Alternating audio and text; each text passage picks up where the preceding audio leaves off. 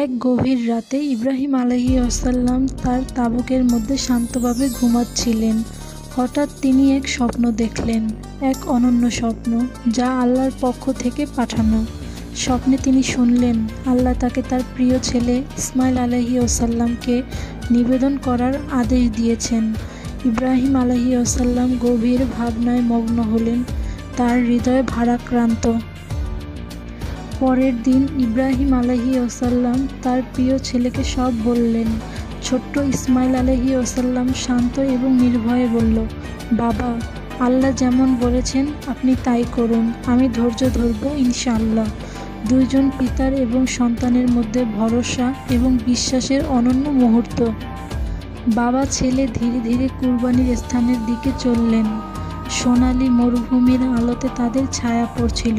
ইব্রাহিম আলাইহিসসালাম চোখে অশ্রু নিয়ে এগোচ্ছিলেন, ইসমাইল আলাইহিসসালাম পাশে শান্ত ও ভরসাপূর্ণ।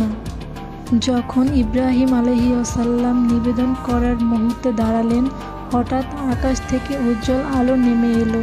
এই আলো তাদের ঘিরে দিল শান্তি এবং আশীর্বাদে। পাশে দাঁড়ালো একটি পূর্ণবয়স্ক সাদা দুম্বা, আল্লাহর রহমতের নিদর্শন। ইব্রাহিম আলাইহিসসালাম চোখ তুলে আলোর দিকে তাকালেন, কৃতজ্ঞতা ও আনন্দে অশ্রু ঝরল। ইসমাইল আলাইহিসসালাম শান্ত এবং নিরাপদ হৃদয়ে ভরসা পেল।